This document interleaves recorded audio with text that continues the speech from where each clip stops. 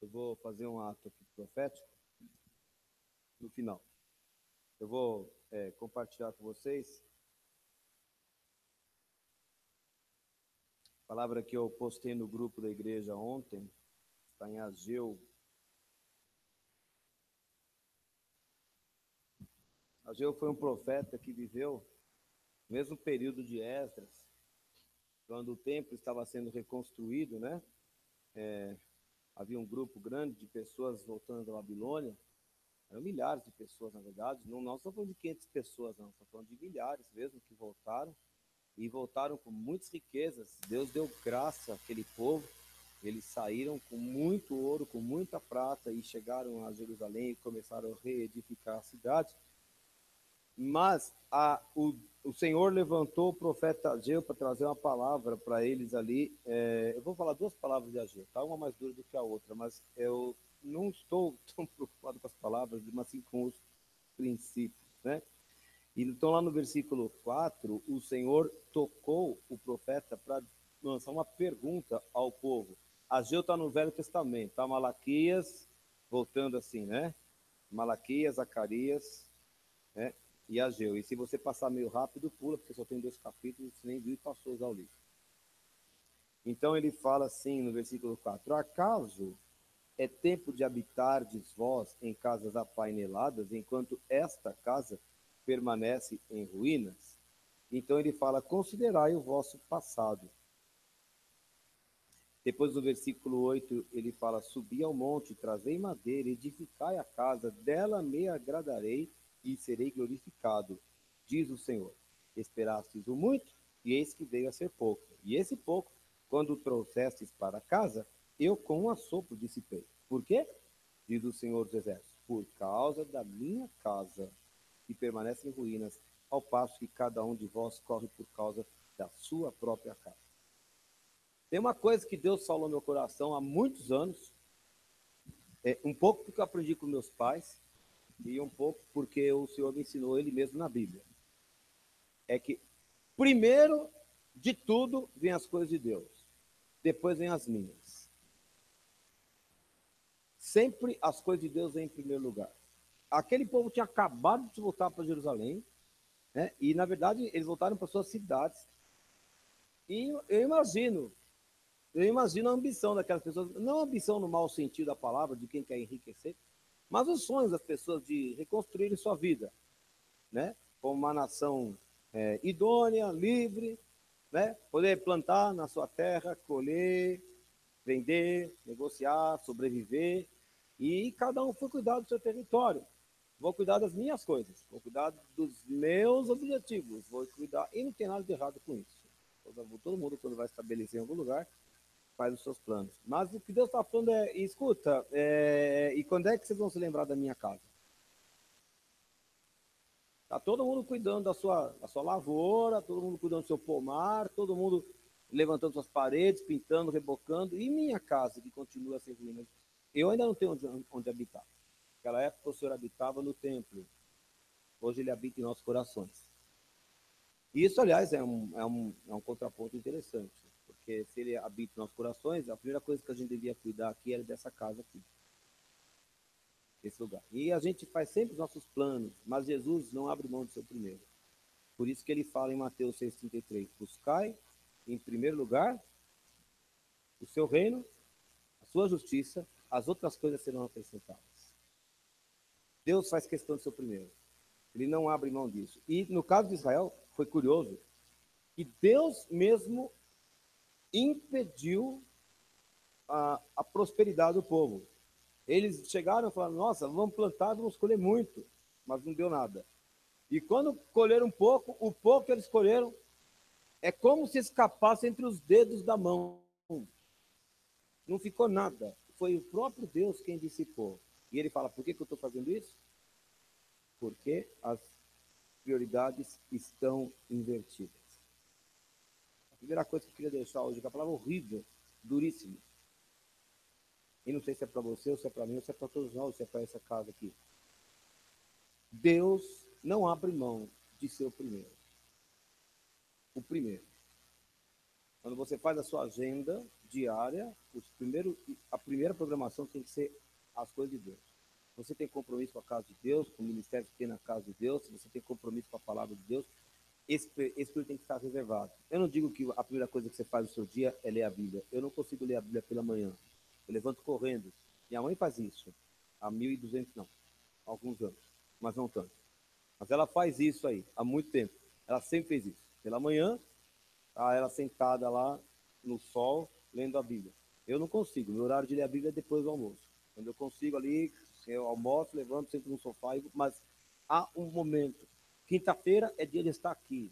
Eu tenho que estar aqui. Porque eu sou presidente? Não. Porque eu não consigo me ver em outro lugar que não seja a igreja. Eu sou assim. Eu estou na igreja. Onde é que está a igreja? Eu estou aqui. Então, eu não consigo pensar outras coisas, mas eu tenho aprendido uma coisa. Deus se agrada disso. Deus se agrada disso. Né? A segunda palavra está em Ageu também, no capítulo 2. Uma das coisas mais curiosas do ser humano é a facilidade que a gente tem para se consagrar às coisas durante um tempo, quando parece que brota um fogo, um momento novo, uma inovação, um acampamento, um projeto que a gente estabelece. A gente sempre tem a tendência de se entregar de corpo e alma, mas conforme o tempo vai passando, a gente vai deixando afrouxar, né? E isso aconteceu aqui também. Por isso que no versículo 12, 11, o Senhor mandou uma palavra muito séria aos sacerdotes. Assim diz o Senhor dos Exércitos: pergunta agora aos sacerdotes sobre a lei, a respeito da lei. Se alguém leva carne santa na orla de sua veste, e ela vier a tocar no pão, ou no cozinhado, ou no vinho, ou no azeite, ou em qualquer outro mantimento, ficará isto santificado? Responderam os sacerdotes: não. Então perguntou Ageu: e se alguém que se tinha tornado impuro pelo contato do corpo morto, tocar em algumas dessas coisas, ficará ela imunda? Responderam os sacerdotes: ficará imunda. Então, eu vou parar por aqui. Deus sempre fez distinção entre santo e profano. Deus sempre fez a distinção. Deus não tem nada de errado com o cozinhado. Não tem nada de errado com o pão, não havia nada de errado com o vinho aqui, nem com o azeite, nem com nenhum outro mantimento. Essa não é a pergunta de Deus. A pergunta de Deus era a seguinte: se o sacerdote está carregando a carne que foi sacrificada, que era do uso do sacerdote, que era sacrificada e era santa, e se ele tocasse essa carne em qualquer outro mantimento, aquele mantimento ficaria santificado por causa da carne? A resposta era não. Pelo contrário, a carne é que ficaria impura. Então ele faz outra pergunta, né? Vamos supor, né, que alguém estivesse lá com aquela carne santificada e tivesse tocado num corpo morto, um cachorro morto, uma pessoa, ou sei lá, alguma coisa assim, né? A carne ficaria imunda? Ficaria.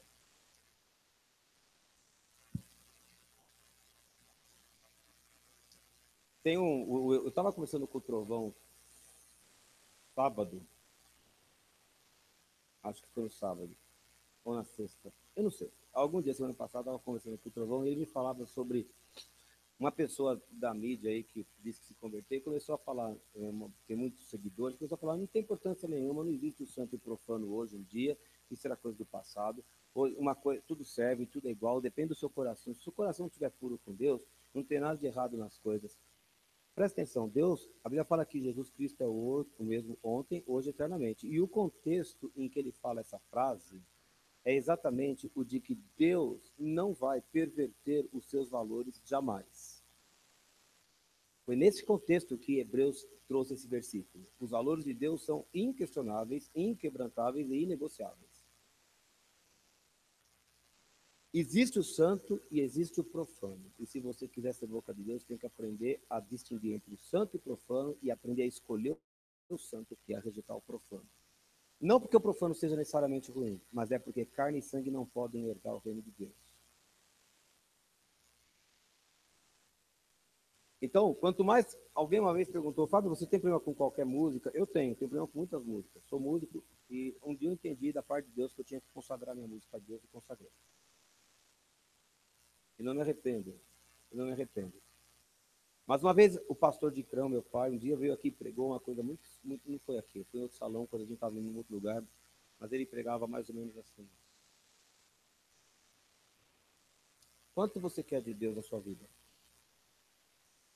Quanto você quer de Deus na sua vida? Se você quer mais de Deus, mais consagração. Se você quer mais da intimidade de Deus na sua vida, mais separação do mundo. Porque o fato é que se eu misturo o profano com o sagrado, o profano nunca vai ficar santificado por causa do sagrado. É o sagrado que vai perder o seu valor por causa do profano. Esse é um princípio bíblico. E a igreja que Jesus vem buscar é uma igreja que se desvincula do mundo, que se separa do mundo e que não aproveita mais os valores do mundo, porque ela ansia por algo melhor. Nunca se esqueça que a mulher de Ló não chegou onde devia chegar porque resolveu olhar para Gomorra. Saudade daquele lugar. Saudade. Eu não queria ver aquilo pegar fogo. Fica improdutivo. Perde sentido. E eu estava lendo essas coisas esses dias e eu fiquei pensando que muitas vezes nós somos muito lenientes. Nós somos muito flácidos, nós somos muito folgados. Nós achamos assim, um pouco disso aqui não vai fazer mal, um pouco daquilo aí não vai fazer mal. Mas a Bíblia fala que um pouco de fermento leveda toda a massa, não precisa de muito. Um dia eu estava conversando com um menino, eu estava dando uma aula, na verdade, né? Sobre uma personagem lá enfim, não interessa a história. É uma personagem que tentou se regenerar na vida e depois começou a voltar às práticas antigas, porque falava assim, se eu fumar só um, não tem importância. Se eu beber só 2 tragos de cachaça, não tem importância. Se eu qualquer coisa, não tem importância. Se eu cantar uma daquelas cantigas, é muito engraçado isso, eu estava pensando isso. Se eu cantar uma daquelas cantigas lá dos vaqueiros, dos sertanejos, não tem importância, não é pecado. E eu estava conversando com a classe, quantos copos de veneno precisa tomar para morrer? Se de 20 copos, não basta um? Então tem gente que acha que é pela quantidade do mal que faz, mas não é pela quantidade, é pelo mal que faz. Né? E eu não ia falar, mas eu estava falando do famoso conto de Guimarães Rosa, né? A Hora e a Vez do Augusto Matraga. O Augusto Matraga era um assassino, pinguço, cachaceiro, traía a mulher e fazia 1000 libertinagens. Aí ele quase morreu, ele entendeu que ele tinha que se regenerar, mas pelo viés, não das escrituras, pelo esforço próprio, né? Não entendendo a graça de Deus, nada disso. Aí um dia ele começa a sentir aqueles desejos todos, ele começa a falar, não faz mal, não faz mal. E quando ele resolve fazer a sua última trajetória, ele resolve retomar as cantigas. Olha que coisa interessante, sabe? Ele resolve cantar de novo as cantigas que ele cantava no tempo da sua perversidade, que eram todas cantigas que falavam sobre traição, violência e morte. E ele tinha parado, olha só que o Guimarães Rosa tinha essa revelação. Né? Então, no conto, ele volta a cantar as cantigas sobre traição, sobre violência, sobre morte, e ele fica alimentando o desejo de matar os outros. E de promover vingança, que ele achava que tinha o direito de promover. Incrível, incrível. Né? Um ímpio sabia disso. Um ímpio. Porque Guimarães Rosa era ímpio. Muito ímpio. Mas ele tinha essa revelação.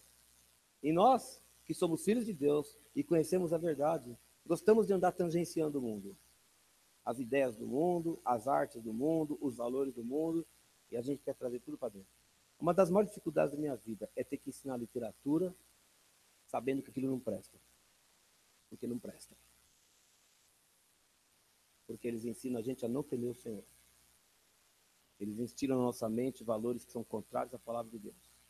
E de tanto a gente ler aquilo, a gente começa a achar que está certo. Como é difícil fazer a pessoa gostar de literatura e ao mesmo tempo não dizer para ela e não entrar na onda.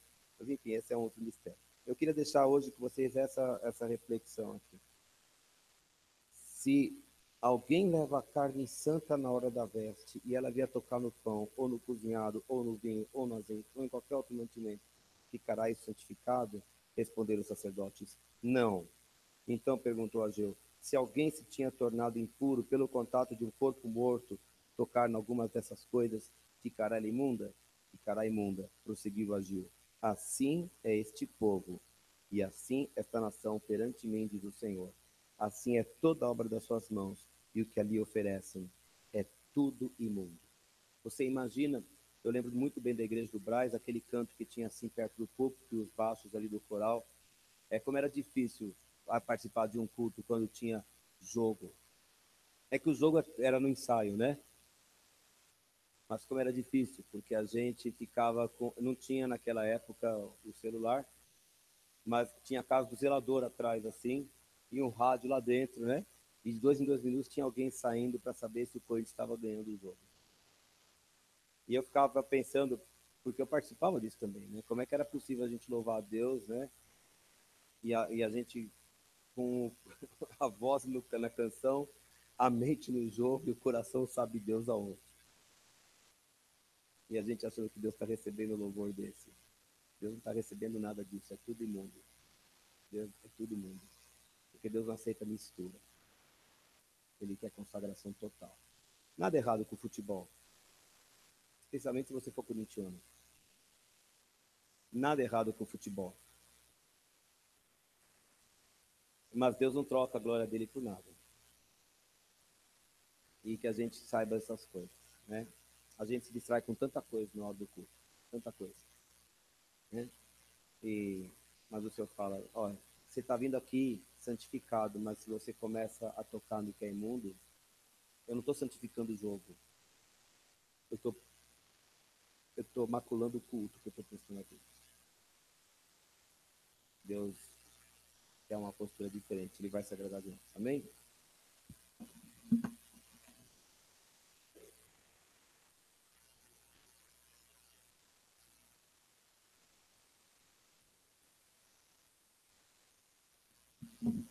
A paz, igreja. O Fábio falou uma coisa interessante. Falou um monte de coisa interessante, mas uma que me chamou muita atenção e que essa semana, na verdade, eu vim aqui para dar um testemunho de livramento. E aí, com o que ele falou, vai emendar um pouco as coisas. No começo dessa semana, eu pedi muito a Deus que não permitisse que eu me misturasse com algumas coisas do mundo. Eu tenho 2 chefes no escritório que são espíritas.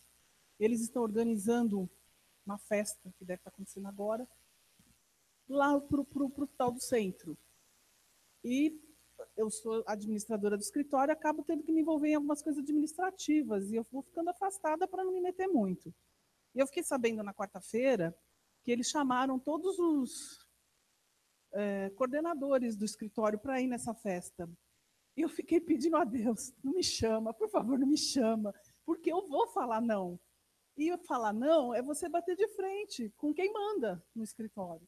E eu pedi a Deus, Senhor, não permita que eles me chamem, não permita, por favor, Senhor. E eu ficava assim, ai, quando será que... Eu não sabia, nem sabia que a festa era hoje. Eu ficava, ai, quando será que é essa festa? Quando será que é essa festa? E aí, hoje de manhã, eu fiquei sabendo que a festa era hoje, com a graça de Deus, o Senhor me livrou de não precisar dizer não, porque eu ia dizer não, eu já estava convicta disso, eu ia dizer não. E, e eu ia bater de frente com eles, né? Então, assim, um livramento do Senhor realmente da gente se misturar com as coisas do mundo.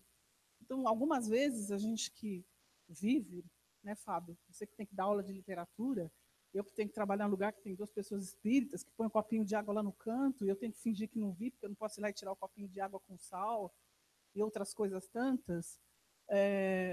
A gente tem que conviver com isso. Então, eu oro todo dia para que o Senhor mostre, dê livramento e nos afaste. Não faça com que a gente passe assim, olhando para o outro lado e se livre disso. Porque, infelizmente, a gente não pode todo dia bater de frente com essas pessoas e arriscar o emprego, arriscar uma série de coisas, né? Então, a gente tem que pedir direção do Senhor para que a gente possa lidar com essa situação, estando nesse mundo e sabendo se livrar desse mundo. É muito difícil. É muito difícil. Então, eu acho que a minha oração tem sido muito para isso, para a gente para Deus dar para a gente esse discernimento e livrar a gente mesmo, com as mãos dele lá e tirar a gente desse meio. Então era mais isso que eu queria falar, mais esse testemunho de livramento que o Senhor me deu essa semana.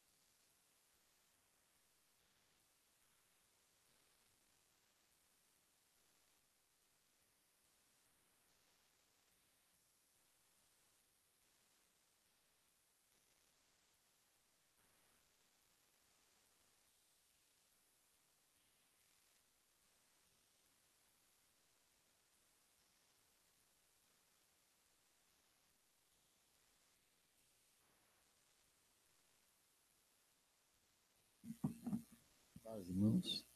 Eu vou trazer duas coisinhas que rolaram aí na terça-feira lá na Leste. Uma delas, eu vou fazendo uma pergunta, se a tradução de vocês é diferente. Abra em 1 Pedro.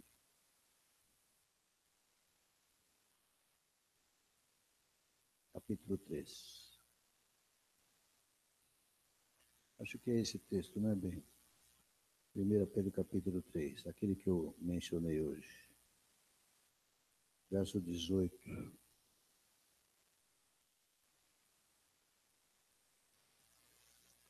Acharam? Eu vou ler, se você tiver uma tradução diferente, você, por favor, levante o dedinho. Pois também Cristo morreu uma única vez pelos pecados, o justo pelos injustos, para conduzir-vos a Deus, morto sim na carne, mas vivificado no Espírito. Alguém tem diferente do que eu li? Você tem? Tem mais alguém? Por favor, leia a sua tradução.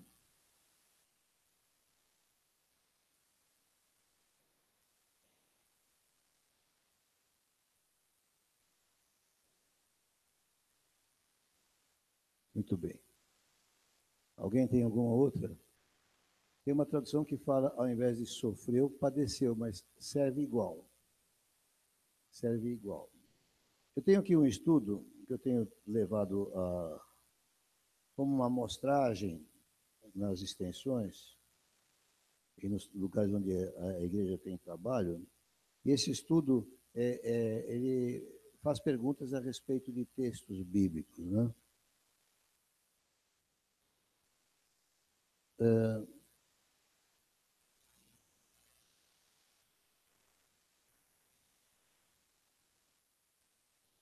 Há uma pergunta que é feita em cima desse texto. Por que ele morreu por nós? Falando de Jesus e da sua morte. Por que ele morreu por nós? Acho que é isso. E a minha versão diz assim, pois também Cristo morreu por nós, uma única vez, pelos pecados, o justo pelos injustos, para conduzir-vos a Deus. Aí você lê sofreu, outra tradução você lê padeceu. Aí no teu coisinho aqui no livro, fala o quê? Você está com a mesma tradução da minha. Uhum. É a mesma coisa. Para eu fazer esse estudo, eu preciso desse texto. Eu preciso desse texto com aquilo que ele diz, que Cristo morreu por mim. Cristo morreu por você? Agora eu pergunto, ele sofreu por você? Há uma diferença entre falar Cristo sofreu por mim ou falar Cristo morreu por mim? Há uma diferença ou não há? O que vocês acham? Se você acha que há uma diferença, você que está chacoalhando a cabeça, qual é a diferença que existe entre dizer que ele sofreu por mim ou que ele morreu por mim?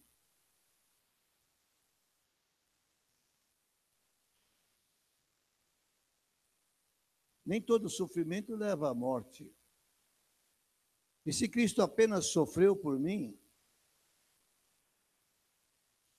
eu estou livre dos meus pecados? Qual é um dos ingredientes da morte de Cristo mostra claramente que aquilo foi feito em meu lugar? É o sangue. O sofrimento tem algum sangue, mas aqui é a morte. É a troca da vida dele pela minha, a substituição. Então, quando eu tenho sofreu por meu pecado, ele está traduzindo uma doutrina diferente do que o que está sendo ensinado. E se eu vou ensinar um grupo e cada um tem uma tradução, quando a pessoa tem sofreu pelo pecado, ela não vai entender a lição. Porque Cristo morreu para me conduzir a Deus, porque o que está escrito aqui é isso. Ele morreu para conduzir-vos a Deus. Como é que fala depois a respeito da carne, o final do versículo, por favor, ministro?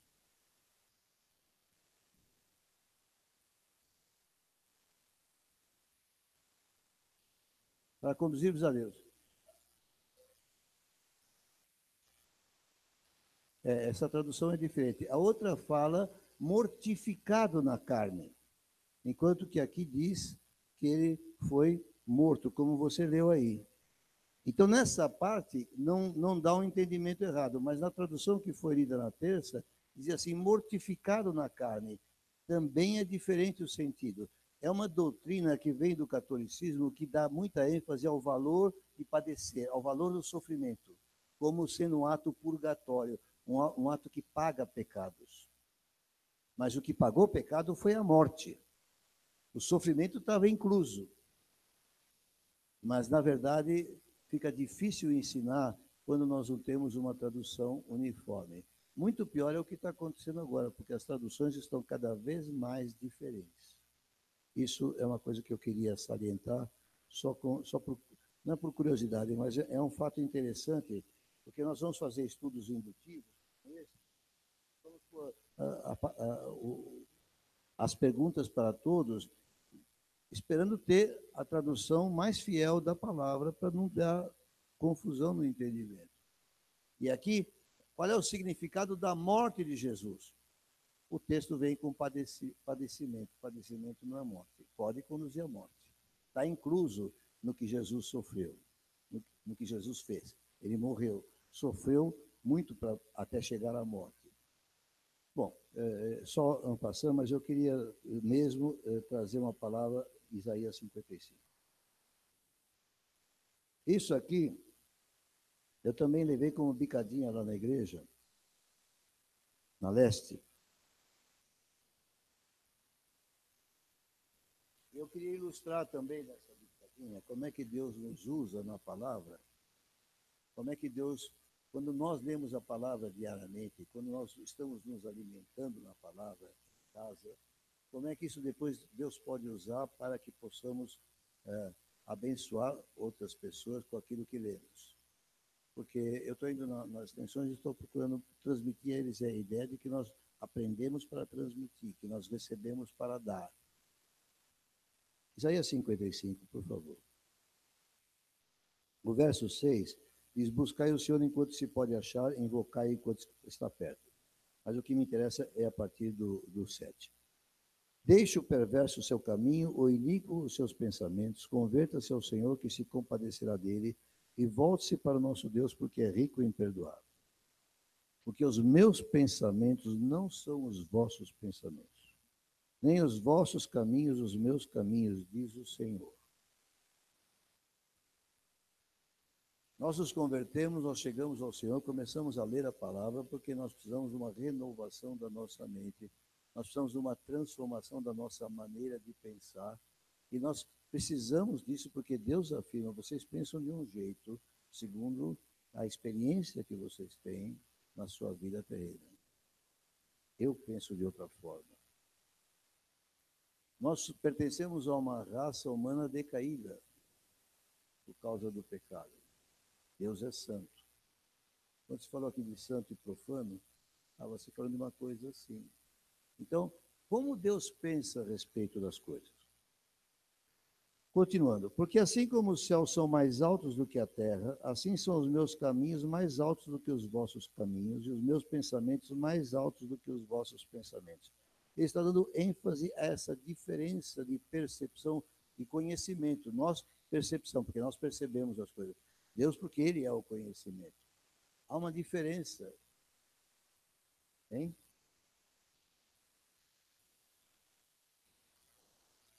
Depois você vem aqui. Deixa eu descer, assim ela vem.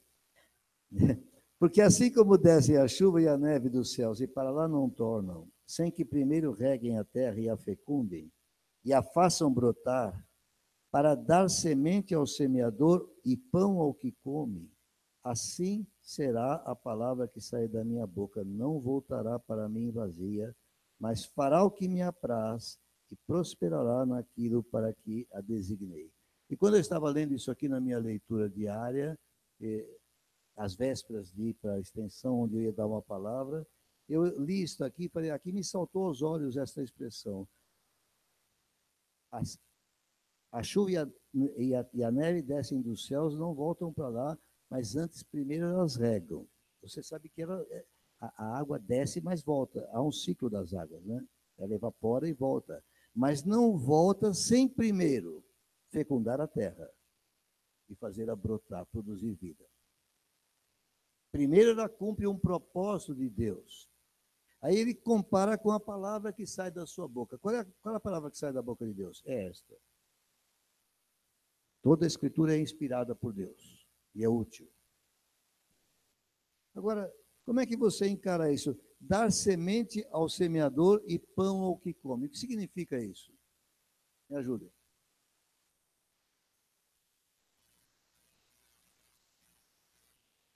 Deus está falando dos resultados que a palavra que ele manda vai produzir, assim como a chuva produz sobre a terra. Qual é a comparação? Me ajude. O que significa dar semente ao semeador e pão ao que come? Hein?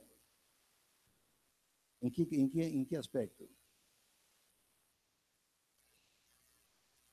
Sim, mas e aí?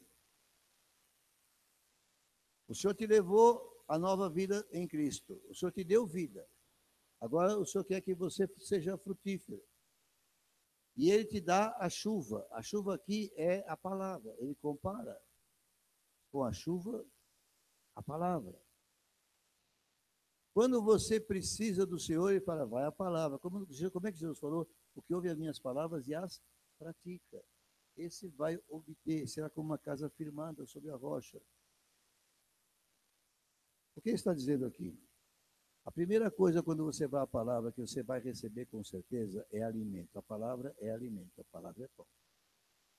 Você já sabia disso? Por isso ele está aqui fazendo essa comparação. Você se alimenta.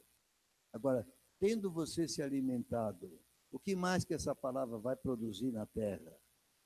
Você é o solo, você é um bom solo. Você que falou sobre isso, os solos, domingo? A palavra é a semente. Você chegou a ela, ela se tornou pão para você, ela te sustentou, te alimentou, te fortaleceu. Mas ela se torna outra coisa. Ela se torna semente na tua mão. Agora você não é mais solo, agora você é semeador. Aquilo de que você se alimentou é a semente que você vai jogar para testemunhar. Está entendendo?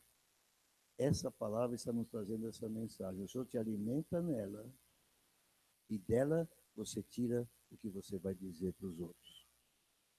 Presta atenção em Atos. Paulo fala da sua experiência. Ele fala para o rei Agripa. É o último discurso que ele faz antes de ser mandado para Roma. E nesse discurso ele rememora para o rei Agripa a sua experiência de conversão quando Jesus lhe apareceu. Você sabe, ele era perseguidor da igreja.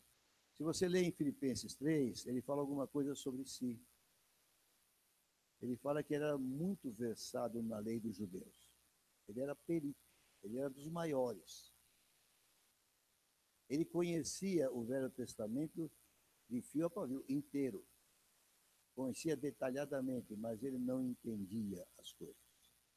Pergunto para você, você sabe quando é que Paulo começou a entender as escrituras do Velho Testamento? Você sabe?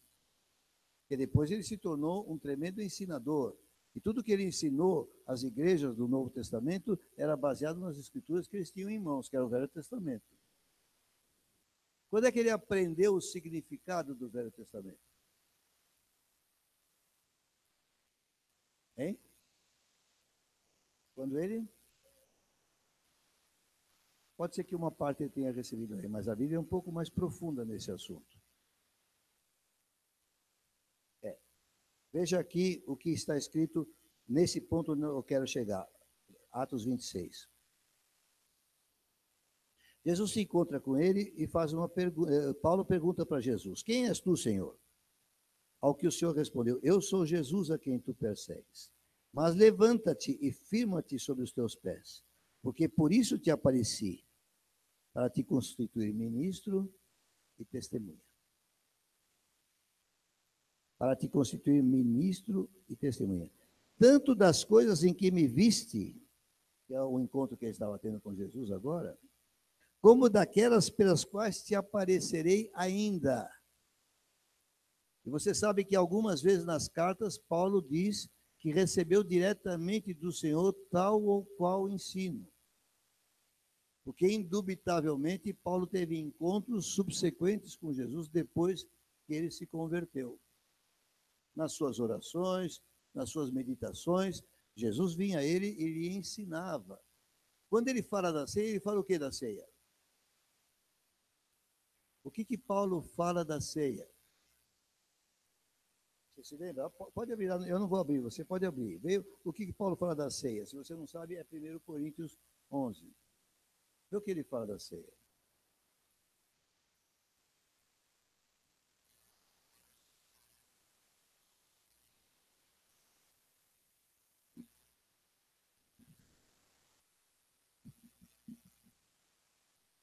Vou abrir lá.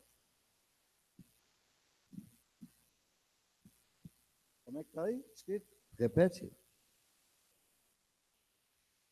Exatamente. Eu vos entrego aquilo que recebi do Senhor. Onde é que está? Que versículo? Hein? 23. Porque eu recebi do Senhor o que também vos entreguei. Que o Senhor Jesus, na noite que foi traído, tomou o pão. Deus deu a ele a revelação da ceia. Ele podia ter recebido o relato histórico, mas Jesus lhe ensinou a profundidade da revelação da ceia. Assim como esta revelação, ele recebeu outras. O que eu quero dizer com isso? Ele não podia aprender isso tão rapidamente, mas ele tinha um depósito dentro dele, ele conhecia a Escritura. Ele alimentou-se dela, era o pão. Embora ele não tivesse entendimento desse pão completo, mas facilitou demais. Jesus era chegar para ele e dizer: vê aquele texto, significa isso, vê aquele outro, significa aquilo. Assim também nós precisamos estar versados na Escritura, ainda que não estejamos compreendendo completamente. Porque nós temos o quê? Para nos ensinar. Quem nós temos como ensinador? O Espírito Santo. E quando você chega na palavra e você pede ao Senhor que te ensine, o que ele vai fazer? Ele vai fazer com você o que Jesus fez com Paulo. Então eu estou lendo pão ao que come, semente ao semeador.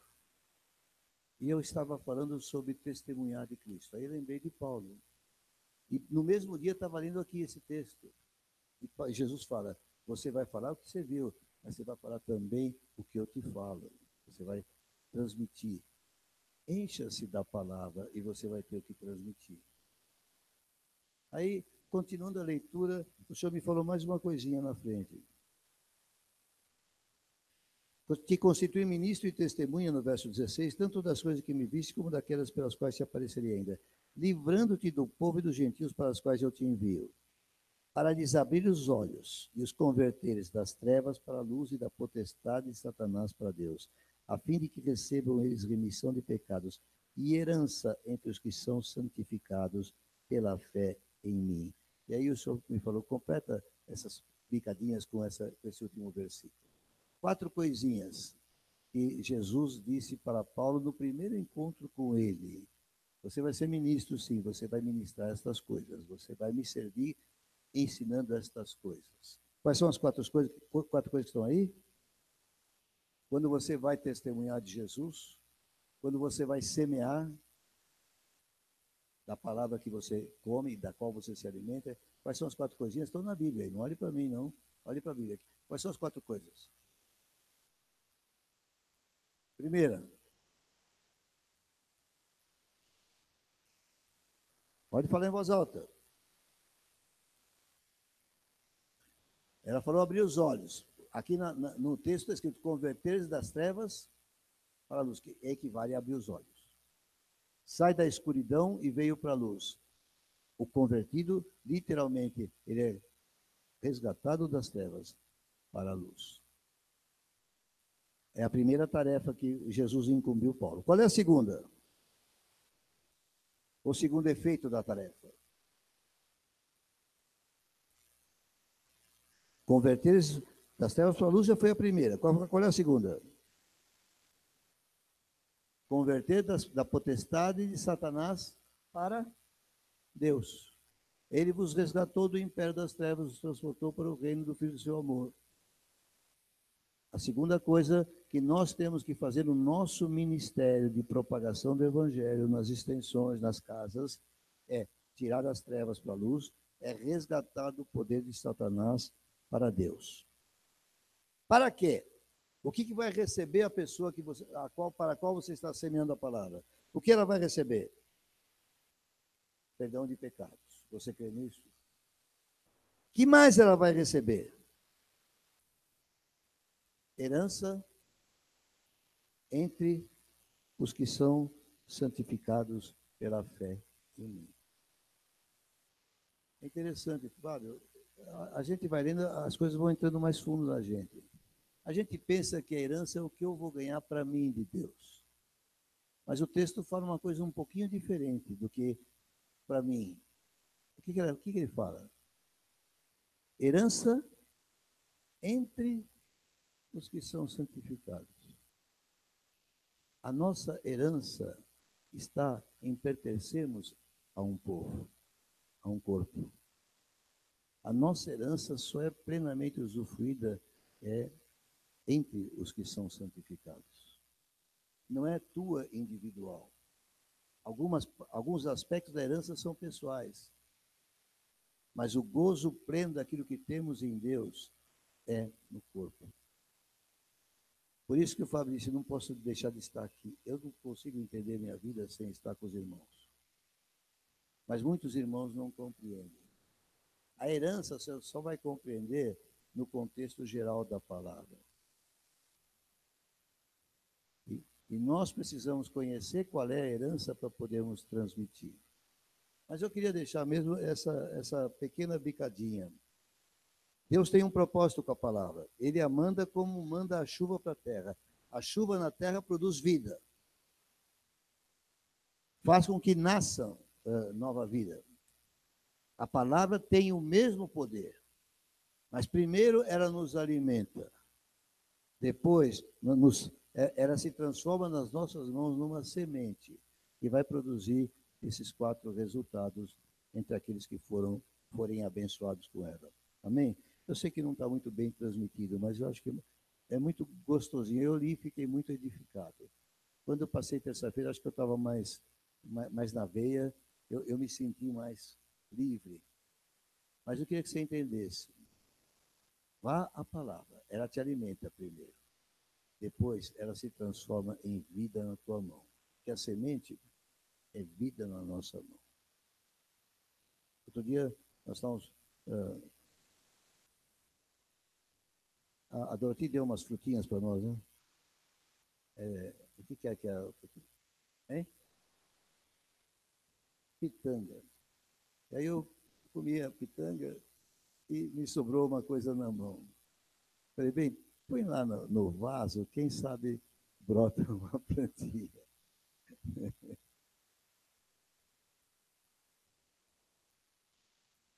Quando você vai levar a palavra para alguém, você está fazendo a mesma coisa. Você está pegando aquela semente e está pondo, porque ela vai produzir vida. E esta vida tem esses 4 aspectos.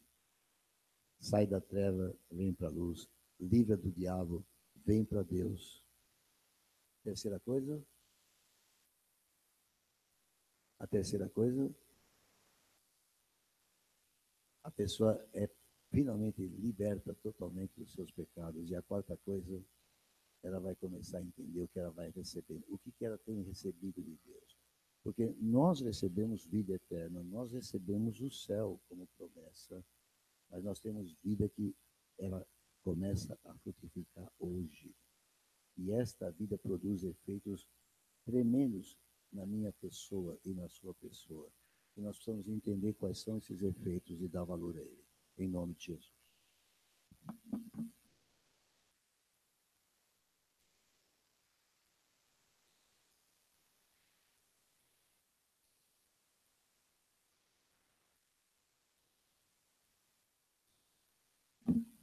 O pastor estava falando sobre produzir vida, e eu estava ouvindo o áudio do Edu. Ele fez uma visita ontem numa família lá na Avenida do Estado.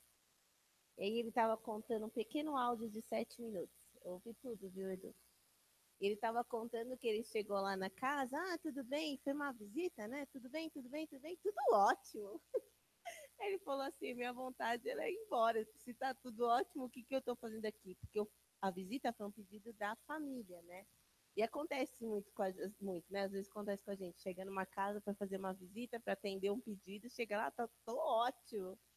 E diz que foi difícil o começo, mas porque a palavra de Deus, ela, que é o nosso pão que alimenta, mas porque a semente gera fruto, chegou naquele lugar e disse que a visita foi extraordinária e todos se converteram. Mas aí é o testemunho dele, eu vou deixar ele contar. Mas eu achei interessante porque foi bem hoje que ele mandou esse texto aqui, esse testemunho que as pessoas diziam que estava tudo bem, no fim não estava, mas a gente é chamado para isso, a gente está bastante munido por essa palavra, a gente precisa sair a semear, porque Deus quer encher de novo a nossa sementeira. A gente precisa usar a semente que está em nós já, né? Eu deve fazer o que você quiser, inclusive. Uhum.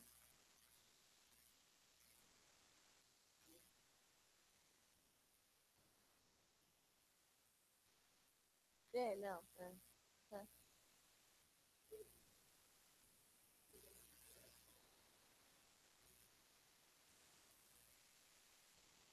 Amém.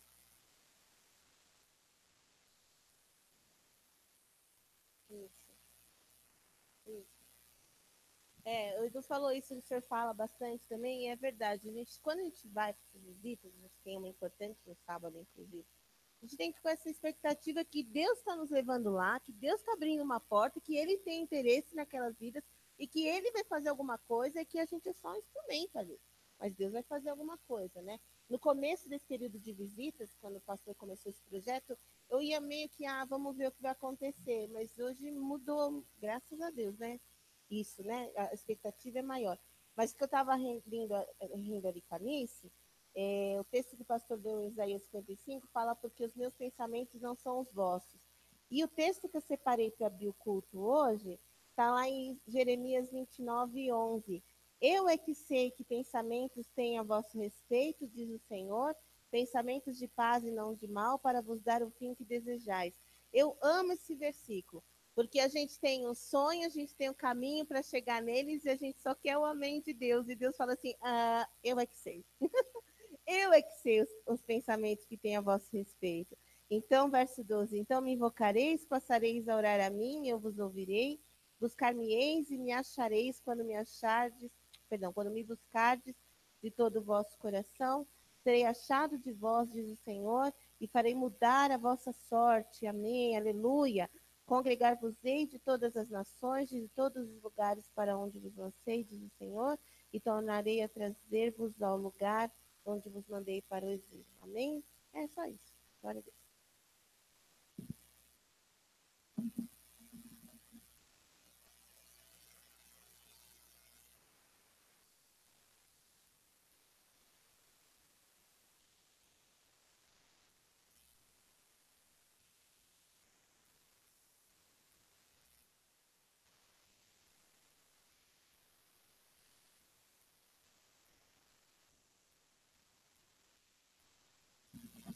eu não ia falar, porque eu acho que é uma palavra. Desculpa falar assim, mas acho que eu tinha que falar isso para os jovens, mas eu vou falar aqui também porque. Exatamente, e porque o Fábio mandou também, então eu vou falar não para o pastor. Mas. Não. Por causa do Flash, às vezes está acontecendo com pessoas que eu não conheço. Mas antes já acontecia muito e eu nunca entendi o motivo direito. Mas das pessoas virem me contar os problemas delas do nada, assim, achando que eu vou ter alguma ajuda para dar para elas. Normalmente eu tento falar alguma coisa de Deus e vamos ver, né? Mas eu não sei como, mas por causa do Flechas, tem jovens, sei lá, do Rio Grande do Sul que me seguem e vêm falar comigo. Falam, não, eu vi que o Flechas te segue, você curte as coisas do Flash, então acho que você faz parte, então eu quero falar com você um negócio aqui. Tá bom, né? Mas tem muito. Uma coisa que o Fábio falou, eu vi esse vídeo aí que você falou, não sei nem se foi bom, porque me fez pecar um pouquinho, de ter um pouquinho de raiva, mas. Você viu o vídeo inteiro? Nem vê, nem vê. E eu assisti esse vídeo. E uma coisa que o Edu foi no sábado que ele falou, foi lá em Votorantim, eu tava com vocês. Ele falou assim: eu não sei por que os jovens de hoje em dia têm tanta vontade de fazer parte das coisas do mundo. É uma ânsia que tem de querer colocar o mundo dentro da igreja, ao invés de colocar a igreja no mundo. Não nesse sentido, mas que a gente não consegue entender. E tem muito jovem que vem falar comigo e fala assim: poxa, cara, eu posso ir pra balada? Eu posso ouvir música do mundo? Eu posso fazer isso? Eu posso fazer aquilo? Eu fico. Você não vai buscar as coisas de Deus, sabe? E eu penso. Eu sempre falava assim, cara, você não pode ir pra balada, que errado, por causa disso, isso daqui. Ah, mas na Bíblia não fala nada de balada. Apesar de eu ter tatuagem, hoje eu sou contra. E tem muita gente que fala, ah, mas na Bíblia não fala nada de tatuagem. Na Bíblia não fala nada disso. Não.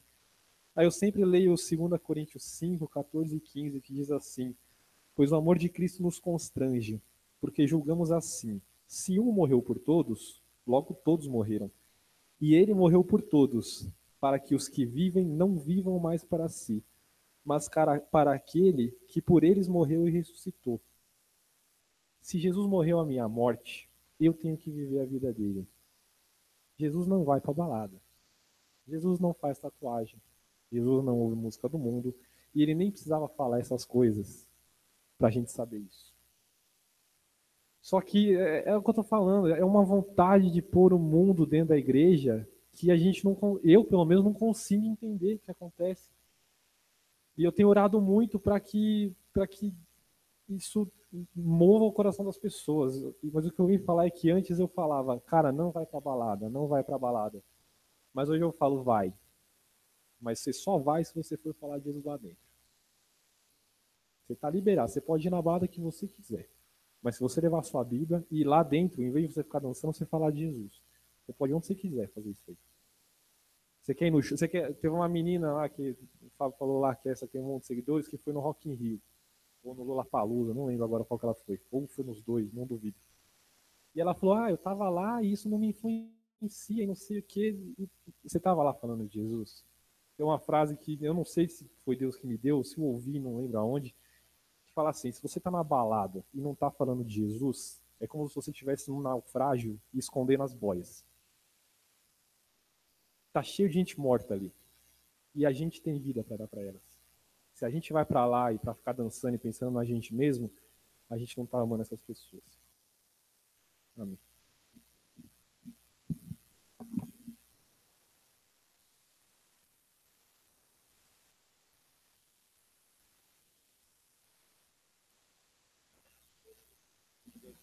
Tá muito bravo.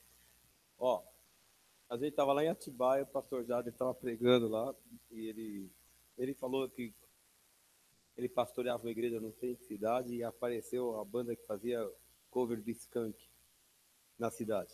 Eles queriam participar, assistir ao show do Skank Cover. E foram perguntar, 3 jovens entraram no gabinete do pastor e perguntaram, podemos ir lá? E o pastor falou, pode. Eles mal acreditaram que o pastor tinha liberado, né, para assistir ao show do Skank Cover. E aí eles estavam saindo correndo, antes que o pastor mudasse de ideia, assim, né? As coisas estavam abrindo assim a porta do gabinete. Ele falou, mas espera um pouquinho. Quando vocês estiverem lá no meio, vocês façam dar as mãos, um círculo e começar a fazer reunião de oração lá no meio. Ela falou, não vai dar, né, pastor? Lá a gente não vai para isso.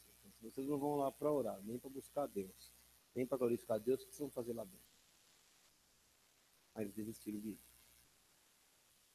E esse negócio do naufrágio, o pastor Jader também falava, eu já falei isso umas vezes aqui, olha, Mário, que coisa, não sei se eu já falei, se você já me viu falando isso aqui, mas é uma analogia muito legal. Muitas pessoas comparam o mundo a um oceano e a igreja a um navio, né? Não tem nenhum problema o navio estar no meio do oceano. O problema é quando o mar entra dentro do navio. Enquanto o navio está no mar, está tudo certo. Mas quando o mar entra no navio, a coisa fica feia. Um dos sentidos de igreja, de santidade, é ser chamado para fora. A gente foi arrancado do mundo. A gente não pertence a esse lugar. Esse lugar não tem nada para oferecer para a gente. Então vamos separar o santo do profano. Vamos viver a palavra de Deus. Vamos curtir as coisas de Deus. No final, a gente vai ficar muito mais contente que os outros, se é que já não fica agora. Né?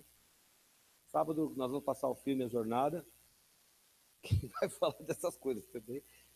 Nós vamos começar às 6 horas do filme. Vai dar tempo de fazer uma amarração no final e a gente comer uma pipoquinha e depois curtir um pouco mais o tempo aqui dentro. Então, venha para o filme, mas chega às 6 horas. Se vocês que vão evangelizar, fazer um programa, espero que dê tempo de chegar aqui. Se vocês forem sair assim, fala aí, a gente dá uma atrasadinha, uns 15 minutinhos assim. Acho que a gente consegue se manter em contato, tá bom? É isso aí, vamos ficar em pé? Vamos encerrar aqui. Está ali a caixinha do Renovação, ela está murcha, mas ela guarda doações para ficar um pouco mais inflada. Amém? A Cleusa me deu uma bandeira aqui. O que está escrito na bandeira, Cleusa? Louvor e adoração e eu sou. Essa bandeira está sendo colocada aqui. Né? A adoração nessa igreja, o louvor aqui é só Jesus. Nesse lugar, nós só aprovamos, nessa igreja, nós só aprovamos uma música. A música que é para engrandecer o nome do Senhor. Se a música não é para engrandecer o nome do Senhor, ela não é bem-vinda nesse lugar. E se nós ministramos aqui dentro, nós vamos nos santificar. Nós vamos santificar a música que ouvimos, que nós tocamos, que nós praticamos, que nós cantamos, para que o Senhor receba de nós, somente nós, louvor e adoração. Amém? Senhor, obrigado, Pai, por essa noite, por tua presença aqui no nosso meio. Nós cantamos hoje que o Senhor habita no meio dos louvores, né? E que é seu prazer cumprir o que o Senhor nos promete. E é tão profético isso, Senhor, tão verdadeiro. O Senhor está em nosso meio. O Senhor está em nosso meio. E nós queremos que o Senhor continue em nosso meio. Na verdade, nós não queremos sair da tua presença. Estamos em comunhão contigo. Estamos em comunhão porque fazemos a tua vontade, porque ouvimos a tua voz, porque atendemos às tuas ordens, porque amamos os teus princípios, os teus valores. E nós viemos aqui sempre declarar isso, Pai. Não tem lugar melhor para estar do que a tua presença. Só que o Senhor é santo, o Senhor é integralmente santo. E nós pedimos que essa santidade nos inunde, Senhor, nos inunde. E que nós tenhamos, Senhor, padrões elevados como os teus padrões, pensamentos elevados como são os teus pensamentos, comportamento adequado e compatível com as pessoas que temem o Senhor, que amam o Senhor sobre todas as coisas. Pai, abençoa este povo que está aqui e aqueles da nossa igreja que hoje não estão aqui também. Abençoa, Senhor. Alcance-os onde quer que estejam. O teu Espírito, Senhor, fale aos corações deles. Prepara, Senhor, e traga-nos de volta aqui no sábado, no domingo, para adorarmos o teu nome. Nós pedimos em nome de Jesus. Amém. Glória a Deus. Um aplauso a Jesus.